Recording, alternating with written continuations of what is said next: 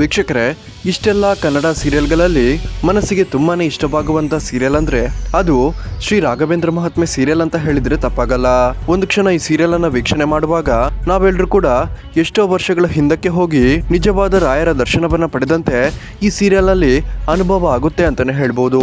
ವೀಕ್ಷಕರೇ, ಈಗಾಗಲೇ ಮುಖ್ಯವಾದ ಘಟ್ಟವನ್ನು ತಲುಪಿರುವಂತಹ ಶ್ರೀ ರಾಘವೇಂದ್ರ ಮಹಾತ್ಮೆ ಸೀರಿಯಲ್ ನಿಧಾನವಾಗಿ ತನ್ನ ಮುಖ್ಯವಾದ ಪಾತ್ರಗಳನ್ನ ಕೊನೆಗೊಳಿಸ್ತಾ ಬರ್ತಿದೆ ಅಂತಾನೆ ಹೇಳ್ಬೋದು.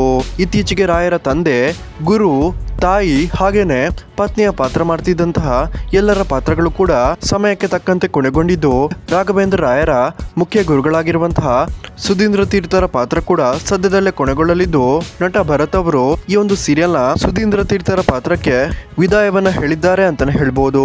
ರಾಯರ ಪಾತ್ರ ಮಾಡ್ತಿರುವಂತಹ ಪರೀಕ್ಷಿತ್ ರಂತೆಯೇ ರಾಯರ ಗುರುಗಳಾಗಿರುವಂತಹ ಸುಧೀಂದ್ರ ತೀರ್ಥರ ಪಾತ್ರ ಮಾಡ್ತಿರುವ ನಟ ಭರತ್ ರಾವ್ ಕೂಡ ತಮ್ಮ ಒಂದು ರಿಯಲಿಸ್ಟಿಕ್ ನಟನೆಯಿಂದಲೇ ಶ್ರೀ ರಾಘವೇಂದ್ರ ಮಹಾತ್ಮೆ ಸೀರಿಯಲ್ ನಲ್ಲಿ ನಮ್ಗೆಲ್ಲರಿಗೂ ಕೂಡ ಮನರಂಜನೆಯ ಜೊತೆಗೆ ನೈಜತೆಯನ್ನು ಕೂಡ ತೋರಿಸಿಕೊಟ್ಟಿದ್ದು, ಯಾರೆಲ್ಲ ವೀಕ್ಷಕರೇ ಶ್ರೀ ರಾಘವೇಂದ್ರ ಮಹಾತ್ಮೆ ಸೀರಿಯಲ್ ನ ಸುಧೀಂದ್ರ ತೀರ್ಥರ ಪಾತ್ರ ಮಾಡ್ತಿದ್ದ ನಟ ಭರತ್ ರಾವ್ ಮುಂದಿನ ಭವಿಷ್ಯಕ್ಕೆ ಒಳ್ಳೇದಾಗ್ಲಿ ಅಂತ ಹಾರೈಸ್ತೀರಾ? ದಯವಿಟ್ಟು ಈ ವಿಡಿಯೋಗೊಂದು ಮೆಚ್ಚುಗೆ ಕೊಟ್ಟು ನಿಮ್ಮ ಒಂದು ಅನಿಸಿಕೆಯನ್ನ ಕಮೆಂಟ್ ಮಾಡಿ ತಿಳಿಸಿ.